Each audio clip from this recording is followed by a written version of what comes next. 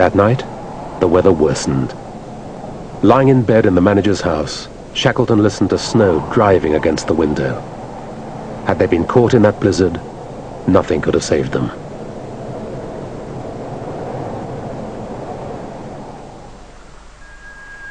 Years later, Shackleton would describe the mystical sensation of a guiding presence during the crossing. I know that during that long and racking march of 36 hours over the unnamed mountains and glaciers of South Georgia, it seemed to me often that we were 4, not 3. I said nothing to my companions, but afterwards Worsley said to me, "Boss, I had a curious feeling that there was another person with us." The fourth man, I suppose, was the man above. They must be deeply religious at the back of everything. They must.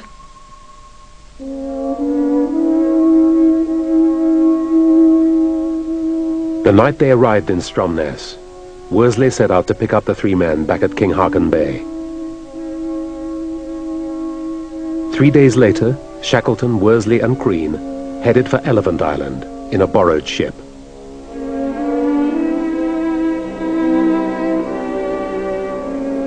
"60 miles short of Elephant Island, the rescue ship was brought to a halt by their old enemy, ice. There was no choice but to abandon the attempt.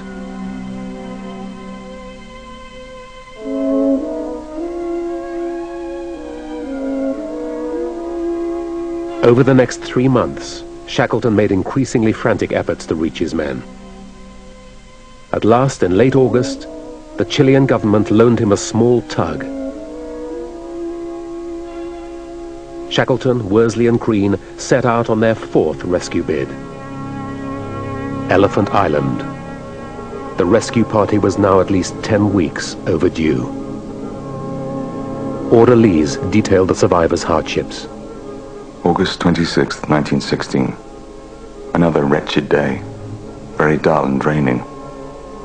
What little seal meat we have left is tainted, for we've picked it over so often that nothing but the most decomposed remains. The 22 castaways had passed a sunless winter in cramped shelter contrived from their 2 overturned boats. 22 of us lived in a tiny dark little hut.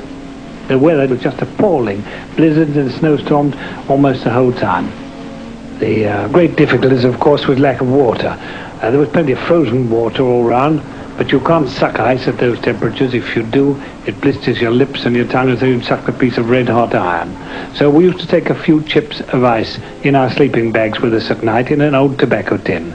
And if you lay very still all night, a few of those chips would melt and you'd have about a teaspoonful of water for your breakfast in the morning. Of course, food was very short. We had very little except a little seal and penguin whenever they came up. And Marston, who was with us, had a little penny cookery book from which he used to read 1 recipe per night. We all lay around very quietly and very solemnly, suggesting in turns improvements and alterations. Then when the last man had finished, we went to sleep dreaming of the second helpings we'd refused when we were back home.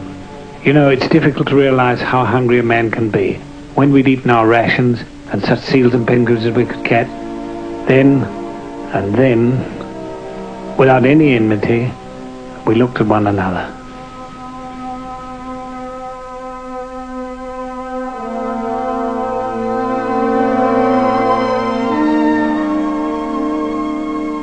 Each day, Wild roused the survivors from their bags with the cry, "Lash up and stow.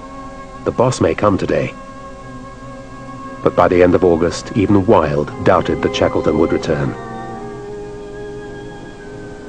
In fact, Shackleton had already made 3 attempts, only to be beaten back each time by the weather and ice. Worsley noted how frustration took its toll. The wear and tear of this period was dreadful. To Shackleton, it was little less than maddening. Lines scored themselves on his face more deeply day by day. On our 3rd journey, he was grey-haired.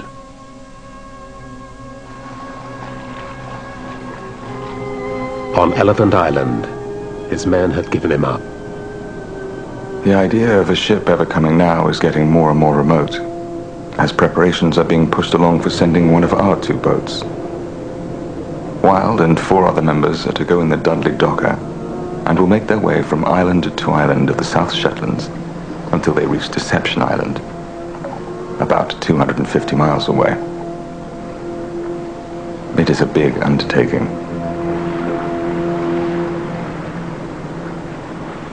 On August the 30th, 1916, the men were gathered in their hut for a lunch of boiled seal backbone.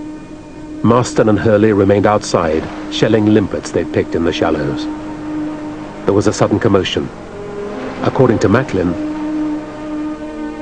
Marston burst in asking if it would not be a good thing to send up smoke.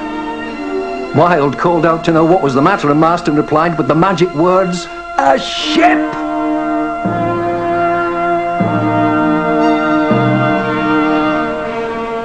From the deck of the tug Yelcho, Shackleton scanned Cape Wild through binoculars, counting the figures pouring out of the hut onto the beach. Frank Worsley vividly remembered the effect. 2, 5, 7. And then an exultant shout. "They're all there, skipper. They're all safe." He turned to me, his face showing more emotion then than I'd ever known it show before. Crean joined us, and we were all unable to speak.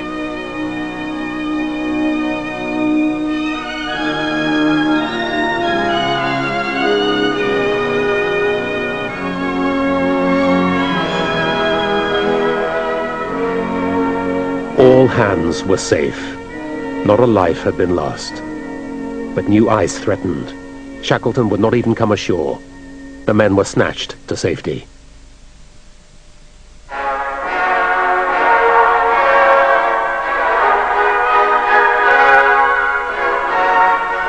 An ecstatic welcome awaited the expedition in Chile.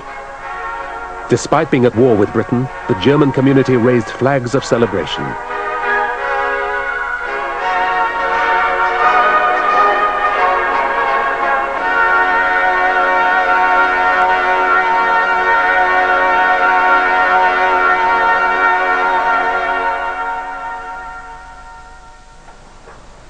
The crew of the Endurance returned to a world unrecognizable as the one they'd left 2 years before. When Shackleton and his men had left England, the Great War just started, and their minds were still in Edwardian England. But when they returned to civilization now, they'd entered the modern world, and the war, as it turned out, was beyond their comprehension. When they asked Sørle, the Norwegian manager, they said, "Well, what's happened in the world?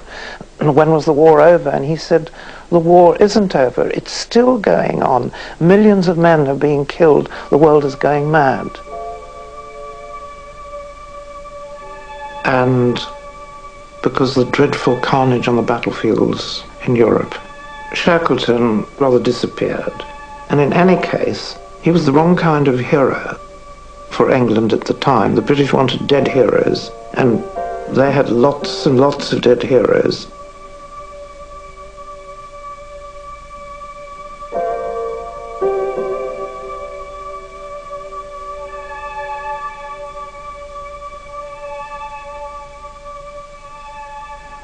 I suspect in 1918 the death of so many people in the trenches in the war made them feel that they had been, I could have said, nearly cowards, that they avoided 2 years of the war and they were lucky to be alive.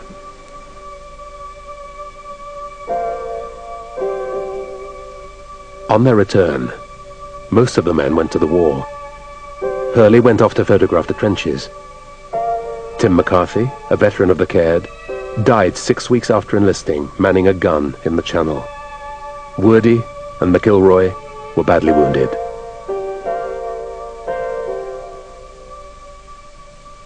McNish emigrated to New Zealand, working briefly on the docks, before suffering a crippling injury.